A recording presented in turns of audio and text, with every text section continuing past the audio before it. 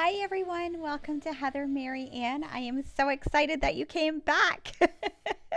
If you have not already, please go ahead and hit the subscribe button.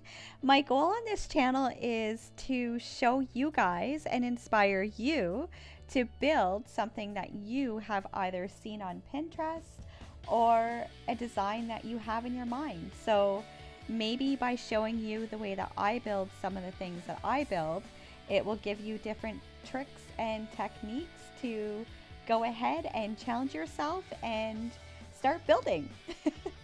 So this tutorial is a DIY for a barn door cabinet, and what I am going to show you guys is I am going to do the tutorial on how I built the carcass. I am using 3¼ inch plywood that is premium plywood, sanded on both sides. What you just saw me do is I went and I obviously have all my material pre-cut, and I also cut down some strips, and those strips I nailed and I glued to the bottom of the upright pieces. What I'm doing right now is I'm going ahead and I'm just dry fitting the cabinet so you have an idea and so you can see exactly what it is that I'm doing, what my vision is essentially. I don't have any plans other than the ones that I drew up. So I'm just following what I have written down, which unfortunately I did not show you guys. I don't know how to do the plans up in SketchUp yet. So hopefully this tutorial is enough to at least inspire you. And if you can follow along and build the same, will you please let me know. If you have a YouTube channel, leave it down below. I would love to subscribe. So also what I did was I went ahead and cut down some other strips for the carcass, and I used my Craig jig pocket hole jig set for 3¼ inch material, and I drilled pocket holes into the ends of each of these strips. I did 2 at each end. You just clamp it right in there. You've got your drill set, and you just drill those holes in. And look at that, voila, the cabinet has been painted.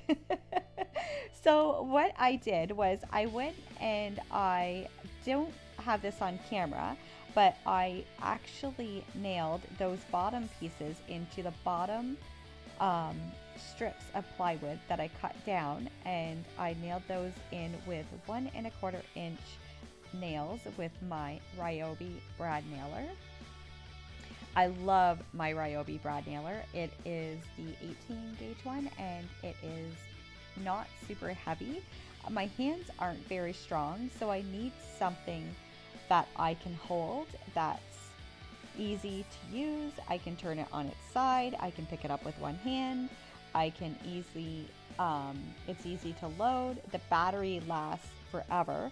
I can usually do at least 2 projects depending on how many nails I'm using, but I can usually do at least 2 projects on one charge. And that thing has taken a beating. I've dropped it. I've gotten paint on it. I've spilled stain on it. It has fallen and it's still with me. I love Ryobi, and this is not even a sponsored video. So what I'm doing here is I went ahead and I glued these pieces. These are the pieces you saw me put the pocket holes in, and I'm just going to use my right angle clamp as a second set of hands.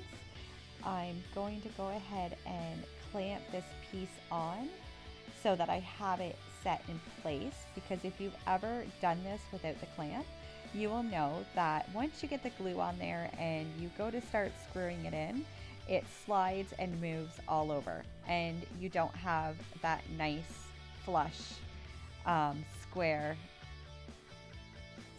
a nice flush square when you want to go ahead and drill that in. So the right angle clamp actually helps with this, and it holds it right into place. It is the Craig jig one. I think I got this one off of Amazon. Again, I can go ahead and leave a link for all of these tools in the drop box down below. I am also going to go ahead and drill these pieces onto the top. I've got one that will be going in the front and one that will be going on the back in each cubby, so that it helps to screw on the top piece of the cabinet. And again, I use my clamp. Now this clamp here, I find I do sometimes need to use two hands to squeeze it, which, yeah, you see me do that there, because my hands just aren't very strong. So some people can do it with one hand, I cannot. And I am using the 1-inch pocket hole screws to screw these pieces in, as well as wood glue. And yeah, so these here are just there for extra support, and they're also there to help screw the top of the cabinet, the top of the cabinet on, so it doesn't move. And then the front pieces that I screwed on, they're actually used to help hold on, to help screw in, the barn door hardware when I install that, because I will have a face frame there, but I like to have something a little bit more than just the face frame to screw the barn door hardware into. So after doing all of this, I went down to each of the cubbies and I made sure that each of them had the ones in the front, and then the two ends have the pieces that are being screwed into the top. And what you're seeing here is I went ahead and I already added on that face frame. This is all made out of plywood, but the face frame and the top is made out of pine, which I bought at my local hardware store. And I went ahead and I glued on and I nailed the top of the face frame in, and I pre-painted it before I did this. And I'll just go back with some wood filler and fill in the nail holes and sand it down and repaint it again. Now moving on to the top part of the barn door cabinet, I'm just going ahead and making the top piece wide. So I ripped down 2 pieces of pine and I'm screwing them in with pocket hole screws and using my Kreg jig face clamp, and I'm going to do that all the way from one end straight down to the other and get it all screwed in with 1-inch pocket hole screws. Once I'm done doing this, I will go ahead and I will stain it Espresso by Varathane. Sorry, not espresso. I'm going to stain it Ebony by Varathane. And moving on, we're going to now add in the shelves that are going to be added to each end of the barn door cabinet. Now, I went ahead and I cut out a piece of wood to use as a spacer. Again, using strips like I did on the bottom of the upright pieces. I'm going to glue and I'm going to use 1-inch nails, and I'm going to nail these in place, one on each side, right there with my nailer, using the spacer every time I put this in there, because I want to make sure that each of the pieces are going to be exactly where they need to be, and that way my shelf is nice and level and square and everything fits perfect. So it's going to be a tight fit, so you just got to be patient, wiggle it in there, hit it with your hand. Do not use a hammer, because if you use a hammer, you're going to end up damaging and denting the wood, which you'll be able to see that through the paint. You'll see the little dents unless you go in and cover them up. But I mean, you just really create much more work for yourself, and I don't want you to do that. I want this to be easy peasy. I want you to be able to easily build and not have to go back and fix anything. Because believe me, I have done my fair share of mistakes, just as I did on this cabinet.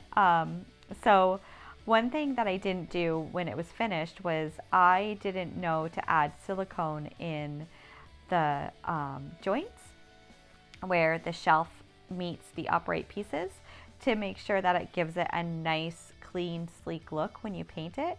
So when I delivered it, the person that I delivered it to, he actually was lovely enough and he went over a few things and we made some adjustments and we critiqued it a little bit to make it look beautiful. And one of the ways that we critiqued it was doing the silicone on the creases, or the joints, which I don't have a video showing how I did that because I was just so into the moment of learning, as he was kind enough to teach me these techniques. So I don't have that on video and I'm sorry. One of my other videos, I'll definitely have that so I can show you how to add the silicone. And what you're seeing me do here is these are just pieces of pine that I cut. I'm going to glue and nail those on to the front of the cabinet to hide the end grain of the plywood to give it a nice sleek look. The pieces that I'm doing on the bottom and the bottom there by the floor and the pieces that I'm doing on the shelf are actually a little bit thicker than the side pieces to give it that nice chunky solid look for a shelf. I just find it looks that much more sleek and the finished product is just that much nicer. So I'm just going over some of my plans I see on the other side of the camera. And yeah, using my nail gun, I'm going to go ahead and I'm going to nail those into place. And then I'm going to go ahead and dry fit the top of the stained piece that I was waiting for it to dry and make sure it fits nicely. I'm just going to dry fit it on here. Check it, check my measurement, make sure that it's the right size. Everything's flush. Move it, wiggle it. Make sure everything's all nice and looking the way that I want it to look. The cabinet is painted with Behr paint and it is the trim and cabinet paint in pure white. And again, the stain is Ebony by Varathane. And we delivered it. So after we delivered it, he actually went through and he sanded down a few of the spots that needed to be sanded and added an extra coat of paint. He also is the one who showed me how to do the caulking on the joints. So he was a fantastic teacher. I wish I had more people like him to deliver these pieces to, because we were able to go through it and he was able to critique some of my mistakes and I was able to learn. So that was a win-win for me. I don't know if he sees it as a win-win, but he was extremely helpful and I'm super, super grateful. So I went ahead and I installed the hardware. I don't know what was going on with this hardware, but I don't know, it was just acting a little bit funky, so we had to make some adjustments. But this here is the finished piece. I hope that you guys were able to learn something new and that you like it. Have a great day.